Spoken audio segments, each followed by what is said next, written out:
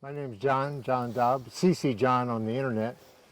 I've been doing adventure riding since '69, where I've traveled anywhere through Central America, been up to Alaska twice on two-wheel motorcycles. But I had a serious accident a couple years ago where I spent a week in the hospital. And I didn't want to give up riding, so I decided to get into sidecars. You remove the factor of falling off when you're riding these, but it's still like riding a motorcycle. Yeah. And I still do adventure riding. This rig is mine. It's a 2011. I rode it from Houston down to Key West, Florida last summer, turned around, rode it to Prudhoe Bay, Alaska, and then back down. It's a ultimate coast-to-coast challenge. It's the Iron Butt Association certified ride. And this is the first Ural to complete that ride within less than 30 days. So that was a challenge. And now this year is the new challenge. Met Rudy and Dave on the internet. This is the first time we really know each other, met personally. And we said, let's do a cross-country ride. And we picked old US 50. We're going to start in Ocean City. We're heading to the Pacific. Figures it's going to take about 3 weeks to get there. And we're taking all side roads, no interstates. So it's all secondary roads, meeting lots of people along the way, having a few adventures, a lot of laughs and stories. Yeah, I'm Rudy Urban. Like John said, we met on the internet, and I told my wife since I retired that a couple of guys I met wanted to do a cross-country trip, and I thought this would be the perfect opportunity. And she questioned my sanity about going away for 6 weeks on two men you met on the internet. But I said, you can trust them because they ride Urals. So there's a sort of given insanity to that whole prospect. The bikes don't have the best reputation for reliability, so you have to be a little bit handy with tools, and these two fellas are. But people are worried about that. But then I think when they see the site and the support they get, they say, yeah, I'm in.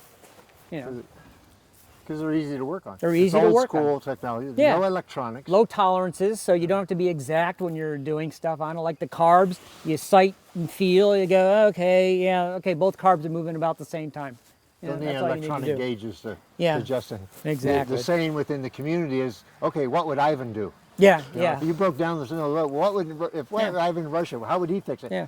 If his hammer didn't work, he'd get a bigger hammer. Yeah. That's how we fix them. Quite literally, I have duct tape in the trunk and everything. People have used duct tape before to, seal things that you wire up, wouldn't zip think. ties. Yeah, I have picture hanger stuff in case something falls off. I can hang it, strap it back being on. ingenious and resourceful. and- Exactly. Exactly. I was coming up to get from Houston up to Virginia to meet these guys. I decided I would do a scenic route, so I rode the Natchez Trace Parkway coming up, and then did the Tail of the Dragon in Tennessee, and then the Blue Ridge Parkway, which are 3 of the top 12 motorcycle roads in the United States. So I knocked all those off my bucket list coming up. But halfway up on the Natchez Trace Parkway, all of a sudden it wouldn't shift into gears. Like the transmission was going, I'm getting a grinding, loud sound. And I called Rudy, and so he posted on the internet, hey, John's stranded here, he's got these sounds, this problem. And immediately, within minutes, guys are saying, well, check this, check that. Okay, how do you check it? That's saying check is one thing, but how do you do it? And they said, well, do this, this, and this, give you step by step. Started calling Ural dealers. They ended up talking to a dealer in Florida, in St. Cloud, Florida. And he says, no, I don't think it's that. I think it's this. I think I got the parts. If I do, I'll rebuild you a final drive rear end, and I'll overnight it to you so it's easy to swap out. You'll be back on the road in a day or two. Rather than canceling my whole trip, I thought I was going to have to load it onto a U-Haul truck and tail behind my legs and go back to Houston. And he said, then he calls me back in 15 minutes. I thought of something else. Do this and this. And that's what it was. And it was nothing more than taking that off, swapping all the tires. One of my hubs had gone bad on the inside. Put a fresh tire on. I was back on the road, and here I am. Yeah. So you just keep on going. So you don't think about, okay, I've got to go home. It's like, okay, what's wrong? Let me fix it now. And what's nice too is the particular dealer that he spoke to, that guy is old school. He would have sent the final drive before receiving payment, knowing that he was good for it. And that's how it is in the community. If you need a part from somebody, a lot of times they'll ship it. They'll say, hey, I've got this part. I'll send it to you. Just send me a check.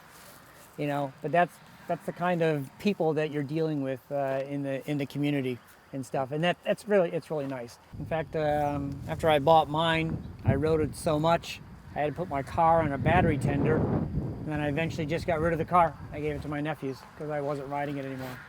My dog, he's a Lab Shepherd mix. He rides around with me all the time. He gets more photographs than Lindsay Lohan probably with his goggles on. He's very popular. You'll notice that the youngest guy in the group does not require a windscreen. We brought this younger along while we sat in our rocking chairs. Yeah. Just we figured if we had heavy lifting to do, he could do it for us. We just need somebody with a little bit of a memory. It's an interesting machine because it appeals to all types of motorcycle riders. Yeah. I used to ride a BMW for many years, and it's in the cultures of motorcycles, Harley riders will not talk to BMW riders. They say they think it's beneath them, or it's over-engineered, or whatever. On the Ural, Harley riders come up to me all the time. They want to see the machine, they want to see how it works, they are interested, they want to talk about it.